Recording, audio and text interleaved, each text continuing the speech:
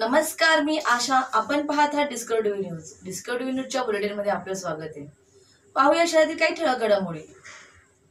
अयोध्यातील राम मंदिराची प्रतिकृती डोंबिवलीत साकारली. संपूर्ण देशवासी अयोध्येतील राम मंदिराची आतुरतेने वाट पाहत आहे. त्या राम मंदिराचे उद्घाटन 22 जानेवारी रोजी होत असून या निमित्ताने डोंबिवलीत महिनाभर उत्सव साजरा करण्यात येणार आहे.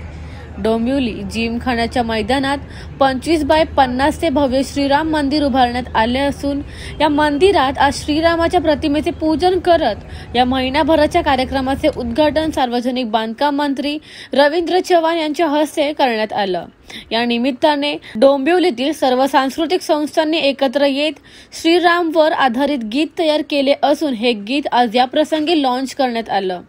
राम मंदिराच्या प्रतिकृतीची डोंबिवलीतील कलाकारांनी महिनाभर काम करून उभी केली. 28 जानेवारी पर्यंत हे मंदिर डोंबिवलीकर नागरिकांना पाहता येणार आहे. तर महिनाभर या निमित्ताने विविध कार्यक्रम साजरे केले जाणार आहे. धनंजय भोसेकर 18 ते 21 जानेवारी दरम्यान गीत रामायण जिमखान्याच्या मैदानावर सादर करणार असून स्वामीनारायण ट्रस्ट तर्फे श्री रामचरित्र मानस सादर केले जाणार आहे.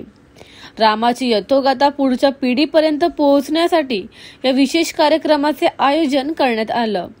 तर मोदींनी 500 वर्षात जे घडले नाही ते शक्य केले असून त्यामुळे जनमानसातून त्यांचे कौतुक होत असल्याचे मंत्री चव्हाण यांनी सांगितले. मात्र मंत्री चव्हाण यांनी राजकीय प्रश्नांवर उत्तर देणे टाळले.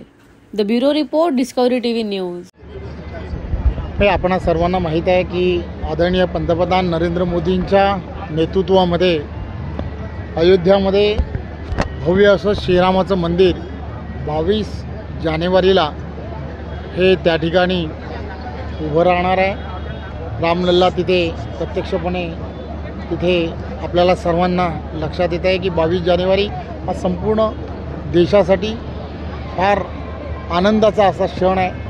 प्रत्येकजण 22 जानेवारीची वर्षानुवर्ष वाट पाहतो आहे आणि डोंबिवली आणि डोंबिवली शहरामधील असणारे आम्ही सर्वजण विविध डोंबिवलीमधले गणपती मंदिर संस्थान असेल, गणपती मंदिर सार्वजनिक गणेशोत्सव मंडळ आणि सर्वच्या सर्व डोंबिवलीमधील असणाऱ्या सर्व संस्था यांनी सर्वांनी एकत्र येऊन आणि डोंबिवलीकर एक सांस्कृतिक परिवार म्हणून असणारे सर्व कलाकार या सर्वांनी मिळून असं ठरवलं की हा पूर्ण महिनाभर हा उत्सव साजरा केला गेला पाहिजे. आणि म्हणून काय काय करता येऊ शकतं तर काही कलाकारांनी आम्हाला सांगितलं की आपण एक अशी प्रतिकृती तयार करावी आणि म्हणून मग ही भव्य अशी प्रतिकृती तयार करण्याचं काम गेली महिनाभर सुरू होतं. आज ती श्रीरामाच्या मंदिराची प्रतिकृती आपण प्रत्यक्षात पाहतो आहे ती त्यांनी उभारली. त्याचबरोबर इथे असणारे अनेक गीतकार कलाकार यांनी सर्वांनी ठरवलं की श्रीरामाचं आणि श्रीरामाची यशोगाथा आपल्याला स्वतःला एक डोंबिवलीमध्ये एक गाणं आपण स्वतः तयार करायला हवं. आणि म्हणून त्यांनीसुद्धा सर्वांनी प्रयत्न करून एक सुंदर गाणं हे तयार केलं आणि ते सर्व जुन्या नवीन सर्व कलाकारांनी मिळून एकत्रपणे डोंबिवलीकरच्या असणाऱ्या आमच्या स्टुडिओमध्ये त्या गाण्याचं पूर्णच्या पूर्ण ज्याला सादरीकरण जे आहे सादरीकरण करण्याचं काम केलं. सर्व डोंबिवलीतले युवक आणि सर्वांनी मिळून आपण ही पाठीमागे प्रतिकृती पाहताय की 1 महिन्यामध्ये तयार करत असताना प्रत्येकाने त्यामध्ये रात्रंदिवस झटून त्यामध्ये जे जे आवश्यक आहे ते सर्वच्या सर्व जेवढे एफर्ट्स टाकता येत होते तेवढे सर्वच्या सर्व एफर्ट्स टाकलेत. यानंतरच्या काळामध्ये तुम्हाला माहीत आहे की 18, 19, 20, 21 या दिवसामध्ये याच मैदानामध्ये येणाऱ्या काळामध्ये आपल्याला गीतरामायण जे आहे ते गीतरामायणाचा सुद्धा गेली अनेक वर्ष गीतरामायण या ठिकाणी डोंबिवलीमध्ये नेहमीच सादर केलं जातं. कॅनडावरून हे गीतरामायण सादर करण्यासाठी स्वतः पुन्हा एकदा स्वतः ते धनंजय भोसेकर आणि त्यांची पूर्णच्या पूर्ण टीम जी आहे ती पूर्णच्या पूर्ण टीम ही येणार आहे.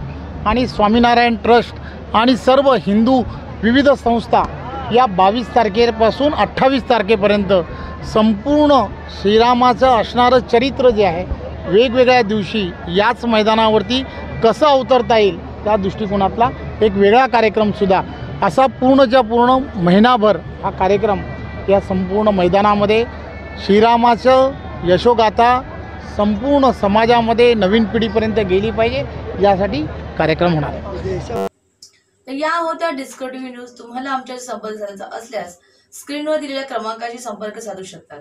9388420420. तर वेळ झाली निरोप घेण्याची. उद्या पुन्हा भेटूया याच वेळेस. तोपर्यंत धन्यवाद.